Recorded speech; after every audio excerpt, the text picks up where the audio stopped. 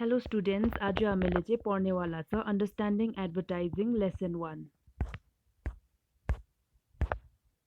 Okay, what is advertising? Advertising भनेको के हो है? So advertising is the business of producing an advertisement to increase the sale of the product or services है. So advertisement भनेको चाहिँ जब अब कुनै प्रडक्ट बनाउँछ है त्यसलाई चाहिँ अब मान्छेको सामु लिएर आउनु पर्यो है. अब यो प्रडक्ट पनि मार्केटमा एक्जिस्ट गर्छ भनेर है. सो त्यो मान्छेलाई चाहिँ अब बताउनु पर्यो कि यो प्रडक्ट छ भनेर है. त्यो चाहिँ कसरी बताउँछ भन्दाखेरि चाहिँ थ्रु एडभर्टिजमेन्ट है. अनि यो चाहिँ किन गरेको भन्दाखेरि to increase the sale of the product or services है. So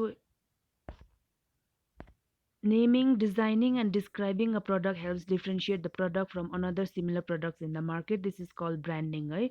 So जब हामीले आफ्नो प्रडक्टलाई नेम दिन्छ या डिजाइन गर्छ या डिस्क्राइब गर्छ प्रडक्टलाई त्यसरी चाहिँ डिफ्रेन्सिएट हुन्छ कि आफ्नो प्रडक्ट र कम्पिटिटरको प्रडक्टमा चाहिँ डिफ्रेन्सिएट हुन्छ अनि यसलाई चाहिँ ब्रान्डिङ पनि भनिन्छ. Why is it important to brand a product है. अब प्रडक्टलाई चाहिँ ब्रान्ड गर्नु चाहिँ किन इम्पोर्टेन्ट छ भन्दैछ. The market may have similar products with similar benefits. If a company has to ensure that his or her product stands out in the market and is noticed by buyers, the product needs to be branded है. अब brand गर्नु किन जरुरी छ भन्दाखेरि चाहिँ मार्केटमा चाहिँ सेम प्रकारको प्रडक्ट अर सर्भिसेस चाहिँ हुनसक्छ है जसले चाहिँ सेम काम गर्छ.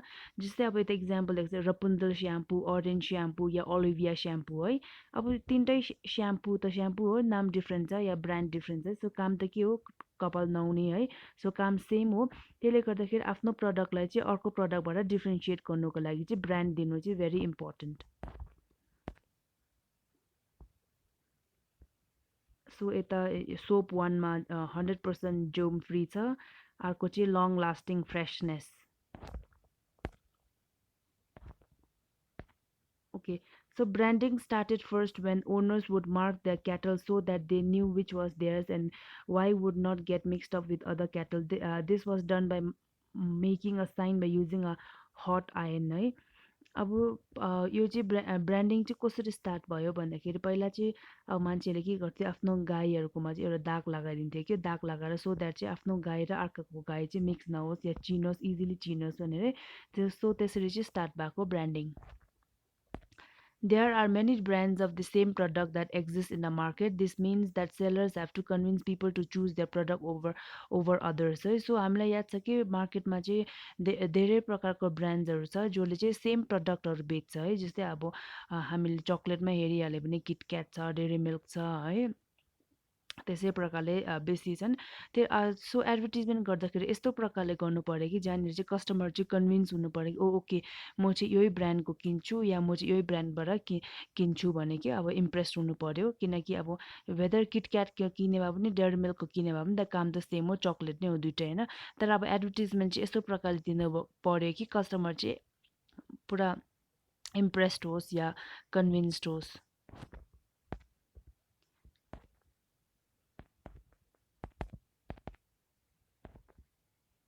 Okay, so observe the below image. What benefits is this particular brand offering?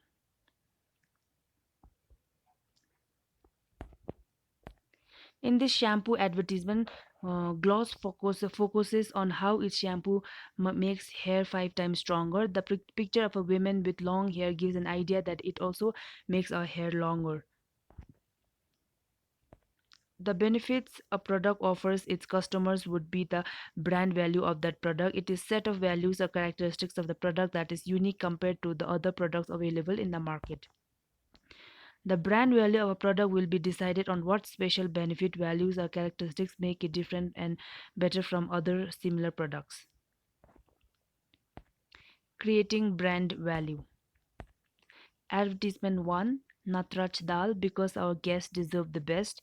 Advertisement 2, Himalayan Dal, show your child you care. What is the value that each brand is advertising?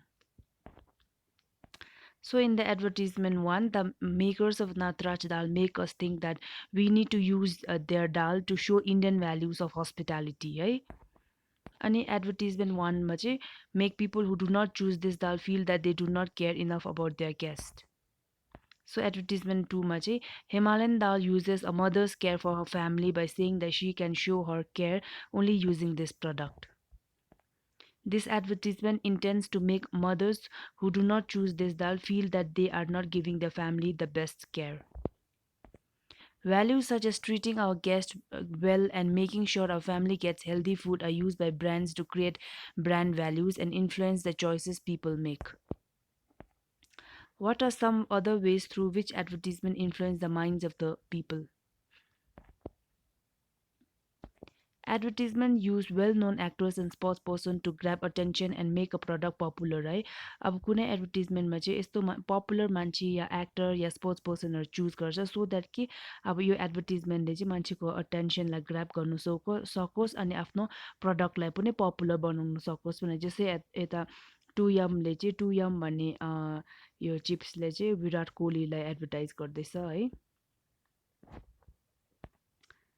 We may buy a product advertised as celebrities as we think they are our heroes. We want to be like them and believe in what they say. So कोही बेला अब celebrity actor एक्ट्रेसहरूले चलाएको सामान चाहिँ हामीले सोच्छ कि ओ त्यो चाहिँ अब दामी हो किनकि अब त्यो मान्छेहरूले चलाएको त एकदमै दामी हुन्छ र उहाँहरू त मेरो फेभरेट एक्टर एक्ट्रेस हुनुहुन्छ so whatever they use is best भनेर चाहिँ अनि हामीले पनि किन्छ हो त्यसले गर्दाखेरि चाहिँ यो प्रडक्ट म्यानुफ्याक्चररहरूले चाहिँ सेलिब्रिटीहरूले पनि युज गरेर चाहिँ एडभर्टाइज गर्छ आफ्नो product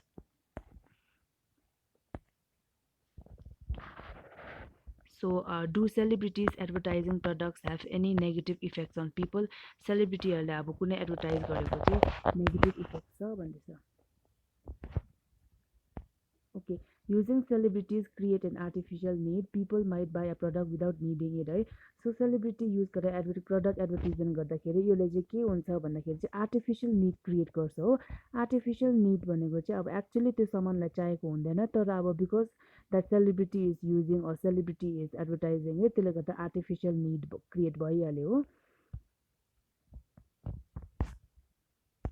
believe that by using the product we would become like the celebrities in the advertisement अब त्यो सामान चलायौँ चाहिँ हामीले त्यो अब विराट कोहलीले सपोज चाहिँ एउटा क्रिमको एडभर्टिजमेन्ट दिँदैछ अरे अनि त्यो उसले चलाएको क्रिम नै चलाउनु पर्ने र ऊ जस्तै हामी ह्यान्डसम हुने खालको फिलिङ आउँछ कस्टमर्समा है so they and up buying the product it would be that people feel that only the product will make them more likeable or beautiful अब त्यो मान्छेले चलाएको प्रडक्ट नै चलाउनु पर्ने किनभने त्यो मान्छेले चलाएको प्रडक्ट चलायो भने चाहिँ हामी अब एकदम दामी अब ब्युटिफुलहरू हुन्छ भनेर मान्छेहरूकोमा सोच क्रिएट गरिदिन्छ